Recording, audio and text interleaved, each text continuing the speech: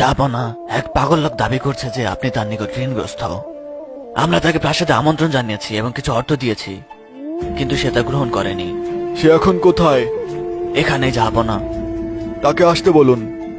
আপনার যা আদেশ। ফয়সাল এফেন্দিকে আসতে বলো ছেলে।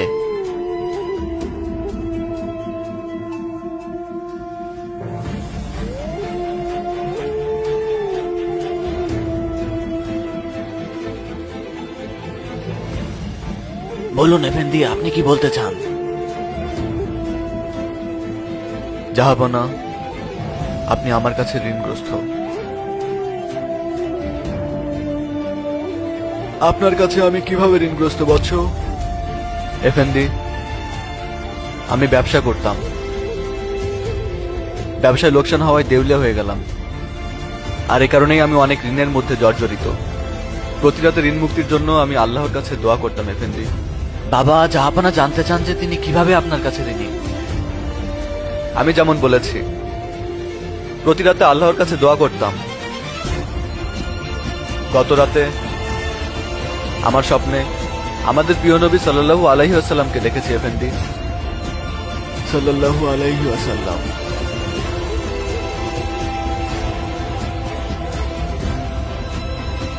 তিনি আমাকে বলেছিলেন, আমার হামিদকে বলো প্রতি রাতে সে আমার উপরে যে সালাতুস সালাম এবং জিকির পাঠ করত, গত রাতে সে তা পাঠ করেনি।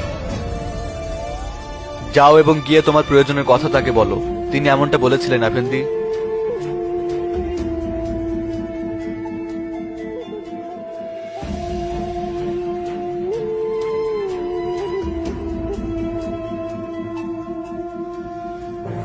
তিনি কি বলেছিলেন? কি বলেছিলেন?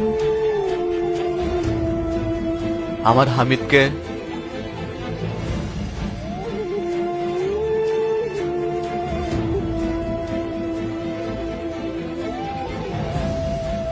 এগুলো নিন।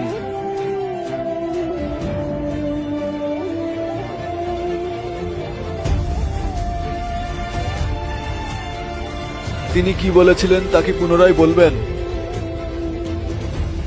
আমার হামিদ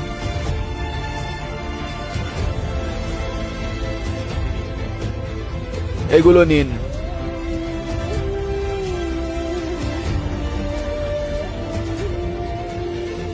আরো একবার বলুন তিনি কি বলেছিলেন। প্রিয় নবী আমাকে স্বপ্নের মধ্যে বলেছেন যে আমার হামিদকে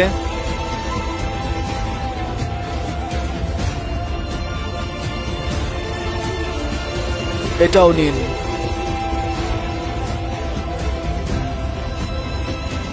আর একবার বলুন আমার হামিদ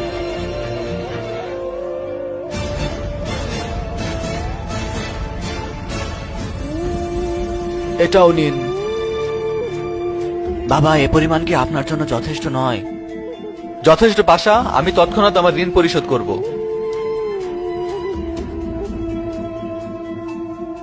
নিরাপদে থাকুন।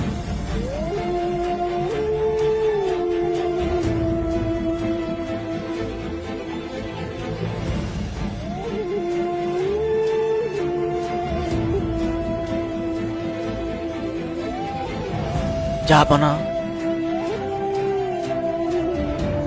আপনি তো অনেক অর্থই তাকে দিয়ে দিলেন।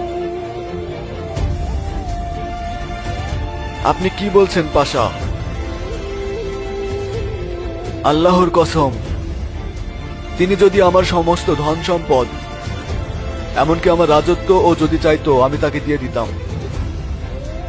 গত রাতে আমি কাজে ব্যস্ত ছিলাম পাশা। কাজ করতে করতে আমি টেবিলে ঘুমে গিয়েছিলাম পাশা। আমি দুধ পড়তে ভুলে গিয়েছিলাম। ভুল হয়ে গেছে পাশা। আল্লাহ আমাকে ক্ষমা করুন।